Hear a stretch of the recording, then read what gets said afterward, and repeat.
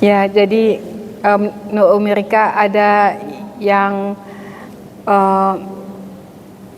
menyebutkan bahwa kita berniat di awal, kemudian ketika kita melaksanakannya di tengahnya pun kita istighfar, kemudian di tengahnya kita istighfar, di akhirnya kita istighfar dalam rangka kita meluruskan niat kita. Kalau menurut Mima ini bagus Umi ya, tapi yang penting kita jangan terbebani. Kadang-kadang kalau Mima boleh menjernihkan ya, kan Rasulullah menyebutkan di hadis ini setiap segala sesuatu tergantung niat. Ya jadi kan tidak memberatkan kita mungkin ya. Beristighfarlah kamu setiap kali mungkin dalam rentang waktu seperti itu. Tapi namanya manusia, kita yang tahu kita gampang khilaf, kita gampang lalai, tidak masalah. Semakin banyak istighfar semakin bagus lah kan. Jadi tapi kita jangan membebani diri kita. Oh tadi lalu pula istighfar. Kadang kita jadi mengumpat diri kita itu kan tidak boleh juga dalam Islam. Kita harus membahagiakan, kita bahkan harus membujuk diri kita, rohani kita, bahwa kita sebenarnya sudah berniat untuk mencoba sempurna, walaupun untuk sempurna itu mungkin tidak kapasitas atau tidak akan pernah gitu kan, tapi kita bercoba, kita lihat hadis-hadis, kita lihat Al-Quran dan kita punya niat. Kalau Mima lihat, kalau ukti-ukti semua itu sudah pada tahap mungkin ya dengan penampilannya, dengan itu sudah berusaha sempurna. Kalau mungkin nanti masih ada merasa kekurangan, itu perbaiki saja lagi gitu kan, rapikan saja lagi, tanpa harus mungkin mengumpat diri. Misalkan orang kok saya nggak soleh-soleh, kok saya nggak bisa salat malam, saya kok nggak bisa gini. Sementara yang ada dalam agama kita kan yang diwajibkan salat. Kemudian ikutilah sunnah rawatib sebelum sesudahnya kalau kamu ingin rumah di surga gitu kan. Jadi ada hal-hal seperti itu untuk memotivasi kita. Tapi yang penting kan kita juga baca di hadis ini, kalau kita melakukan yang wajib-wajib saja dah halal jannah. Kalau kita mau lebih hebat, alhamdulillah. Kalau kita mampu, alhamdulillah. Kalau kita lebih sempurnakan, alhamdulillah. Karena itu batas yang Allah berikan sesuai dengan secara keseluruhan kita Allah pandangkan. Tapi kalau ada yang ingin lebih karib kepada Allah, melakukan amal-amal semakin dia karib kepada Allah, Masya Allah, silakan motivasi diri kita kan. Lakukanlah sebaik-baik yang kita mampu, tapi tanpa harus mengumpat diri kita. Yang penting kita sudah melaksanakan rukun iman, rukun Islam kita dengan sebaik-baiknya. Insya Allah ihsan kita dapat. Karena ketika kita melaksanakan rukun iman, rukun Islam sebaiknya, kita misalkan kalau mau terambil yang tidak pantas, terpegang tidak pantas, kita kan tahu, nih Allah lihat ini malaikat rakib atid catat ini segala iman kita kan, iman juga malaikat, percaya kepada malaikat yang ada di sekitar kita, itu lihat nih saya ngapain nih, itu kan istilahnya sudah terbentengi kita. Kalau kita sudah bisa membentengi diri dengan iman, Islam dan ihsan, kalau kita mau tambah lagi, mau hebat lagi kepada Allah, silahkan kan, tapi jangan kita mengumpat diri, kok orang tuh soleh bana ya, kok nak soleh misalkan gitu, kok orang tuh karib bana ke Allah ya, misalnya kok zikirnya sekian ribu misalkan, saat sunatnya segitu banyak. Nah Rasulullah pun kalau balik sampai kakinya bengkak, awak kok segini-gininya gitu kan, misalnya. Jangan sampai, kalau menurut Mima jangan gitu. Kita cintai diri kita, kita juga membujuk diri kita, bahkan diri kita pun sebenarnya ada sasaran dakwah kita juga, kita ilmu sudah segini, tapi mungkin implementasinya kok sederhana baru gitu kan. Tapi jangan kita mengumpat diri kita. Insya Allah kalau iman, Islam dan ihsan kan sudah bagus. Tinggal kita memeliharanya lagi. Akan seperti apa kita menjaga, memang sunnatullahnya ya, misalkan ada besi, nanti Allah bisa bikin berkarat, digosoklah dengan apa supaya karatnya jadi tidak ada gitu kan.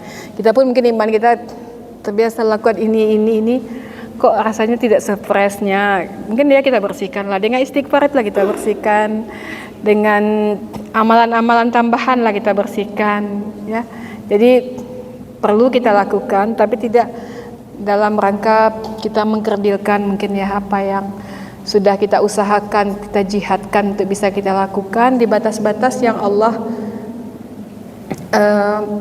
gariskan. Syariat kita kan ada semacam pagar ya. Kalau kita sudah bermain cantik di dalam pagar itu, alhamdulillah bersyukurlah kita dengan keimanan kita, bukan untuk diria, bukan untuk apa, tapi kita kan bisa tahu ya masih terlanggar seperti apa itu, nauzubillah. Kita pun menjaga zuriat kita, menjaga lingkungan kita lagi gitu kan, supaya semua berada dalam keredaan Allah, dalam syariat Allah, dalam aturan-aturan yang Allah berikan gitu.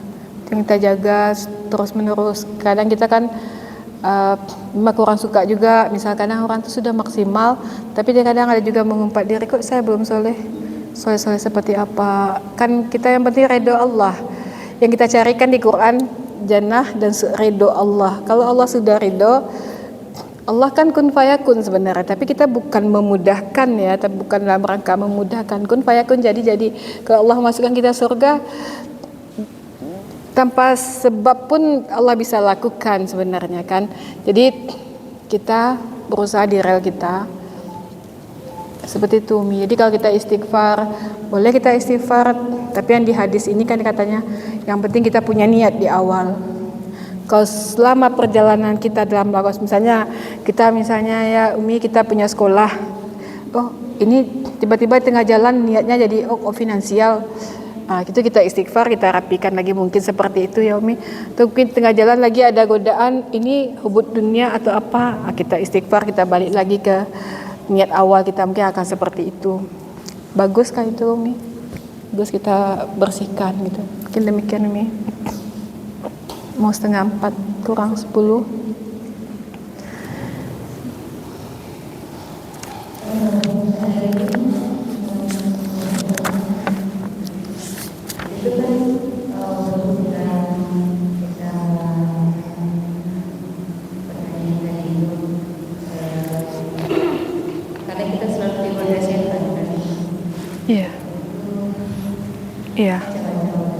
Iya.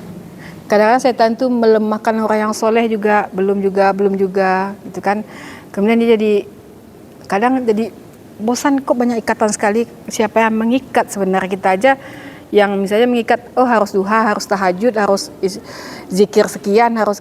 Kadang kita ada meledaknya, ngapain nih gitu kan? Makanya kadang kita berdoa ya, sehanif-hanifnya kita, selalai-lalainya kita tidak keluar dari kewajiban. Kalau kita mau tambah, alhamdulillah bagus. Tapi jangan kita keluar sampai misalnya nauzubillah, nggak usah salat lain misalkan, nauzubillah, atau nggak usah tutup aurat lain, itu kan nauzubillah. Kita tetap di rel batasan yang Allah berikan. Kemudian kalau memang kita ada di situ, ada jenuh, ada apa, masih di lingkar itu, tidak keluar dari kewajiban, tidak masuk ke ranah haram.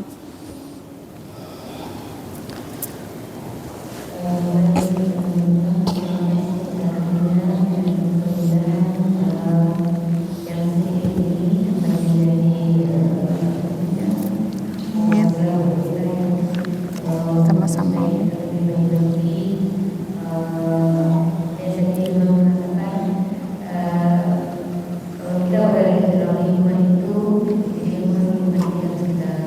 Dihara.